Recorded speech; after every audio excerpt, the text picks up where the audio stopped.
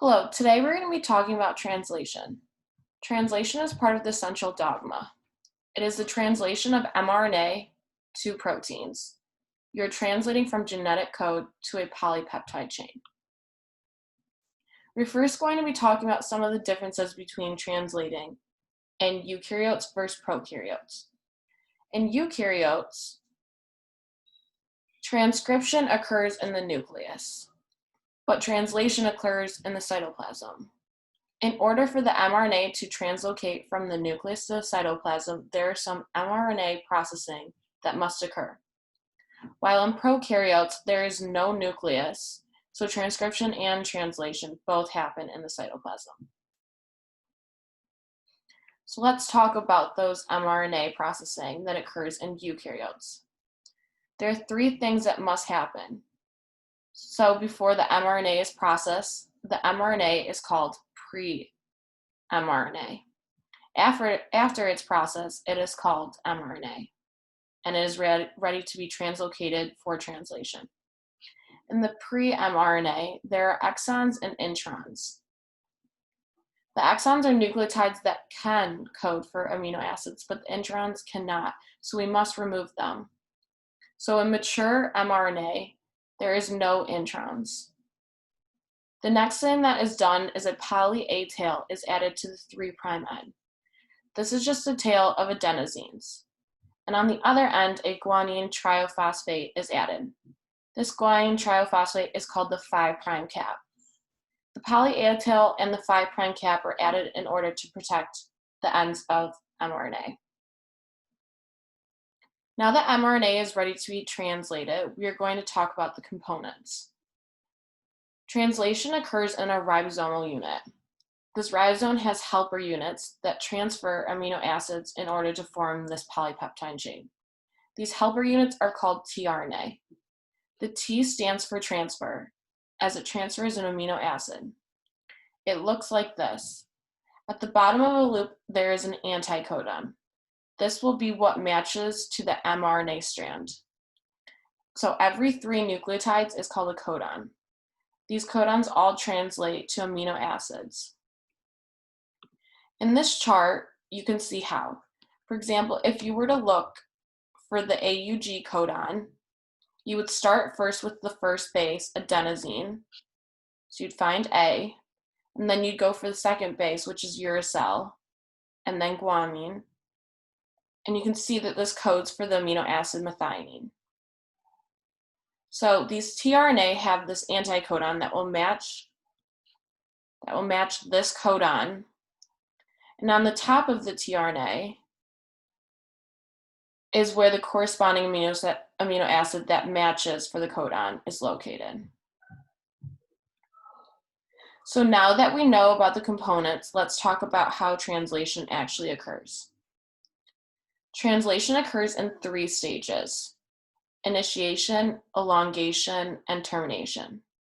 Initiation is where the ribosome attaches to the mRNA at the start codon, which is AUG. Elongation is where the ribosome moves along the mRNA, linking amino acids together to form the polypeptide chain. Lastly, termination is when ribosomes reach the stop codon, terminating protein synthesis. In the ribosomes, there are 3 sites. There's the A, P, and E site.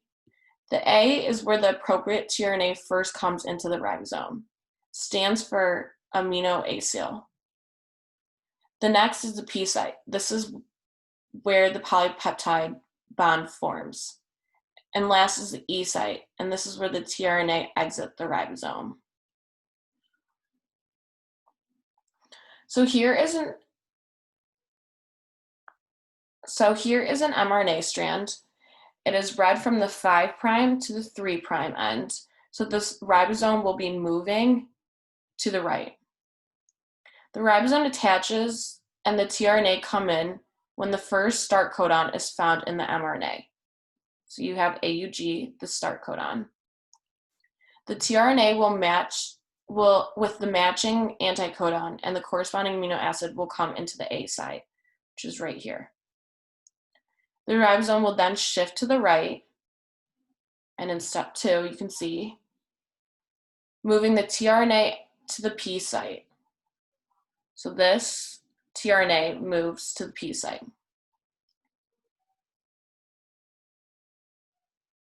This opens up the A site for the next tRNA to come in.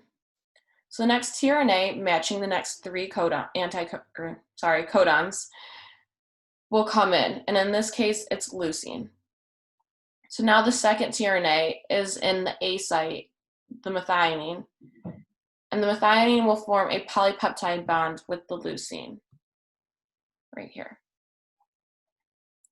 And then the ribosome will shift again. The first tRNA will be leaving as it is in the E site, and the other tRNAs shift over, making space for the A site. And then the tRNAs shift. So this happens until you reach the stop codon. So step 2 and step 3 are just slightly different because step 3, it shows the last tRNA leaving the ribosome. In step 4, you reach the anticodon, UGA. So a tRNA comes into the A site, but there's no amino acid attached because it is the stop codon. After this, the polypeptide is made and released. And this is how proteins are made. It happens all the time and in our bodies right now. Now, translation is very much like cooking, and this might sound a little odd, but if you were to have a cookbook, and this would be your DNA, when you find a recipe, and that's our mRNA, the chef is the ribosome, and the sous chef is the helper, or our tRNAs, and the ingredients are all our amino acids. The cooked meal is the proteins. Now, just like anything else, there are issues that might occur during translation. For example, we have a tRNA here, and this might have the wrong amino acid attached despite the anticodon that's being read. Now, this can cause a mutation because the wrong amino acid is being attached. So this is aspirate, and this does not match the codon right here. AUG is supposed to be the start codon. It does not match correctly with the amino acid that is being attached. Now, I hope this gives you more clarity of how translation works. Have a great day.